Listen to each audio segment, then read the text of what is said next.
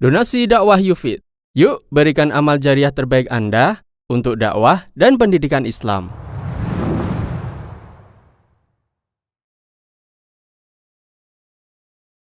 Taubat adalah salah satu sebab terhapusnya dosa. Saudara-saudariku yang mulia, perlu kita ketahui bahwa taubat adalah penghapus seluruh dosa.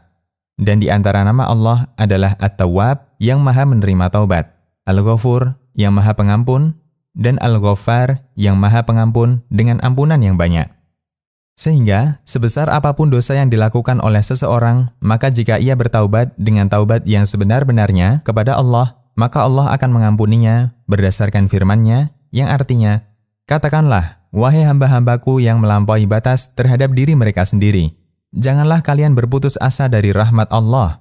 Sesungguhnya Allah mengampuni dosa-dosa semuanya, sungguh Dialah yang maha pengampun, maha penyayang.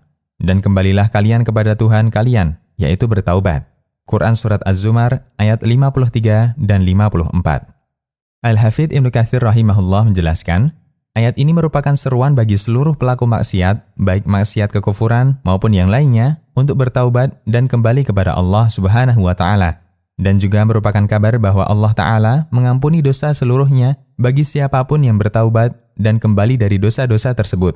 Bagaimanapun keadaan dosa-dosanya, walaupun dosa-dosanya banyak, bahkan seperti buih di lautan. Tafsir Al-Quran Al-Azim. Imam Muhammad bin Ahmad Al-Ansari Al-Qurtubi rahimahullah juga menjelaskan, firman Allah, dan kembalilah kalian kepada Tuhan kalian, yaitu kembalilah kalian kepadanya dengan melakukan ketaatan.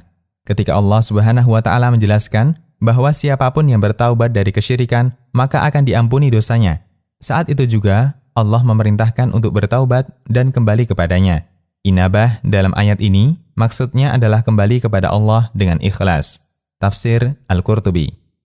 Sehingga seluruh dosa di sini tanpa terkecuali dosa kesyirikan, seluruhnya akan diampuni oleh Allah dengan syarat apabila pelakunya melakukan taubat yang benar sebelum terlambat, yaitu sebelum ajal menjemput dan sebelum matahari terbit dari barat. Sebagaimana Nabi SAW bersabda, yang artinya, orang yang bertaubat dari perbuatan dosa seperti orang yang tidak melakukan dosa.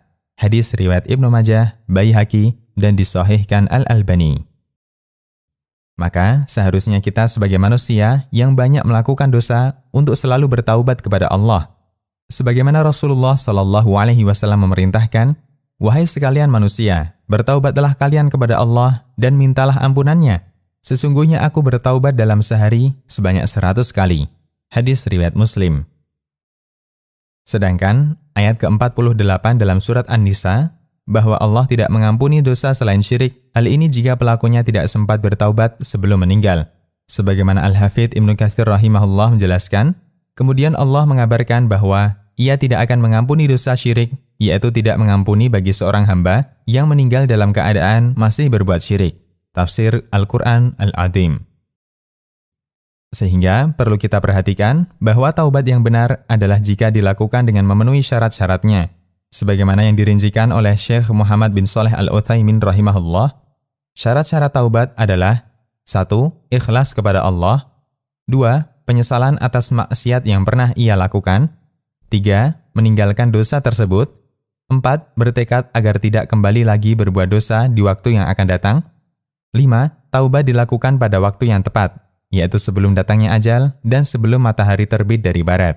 Syarah Riyadhus Shalihin. Demikian, semoga Allah Subhanahu wa Ta'ala mengampuni dosa-dosa kita. Wallahu a'lam.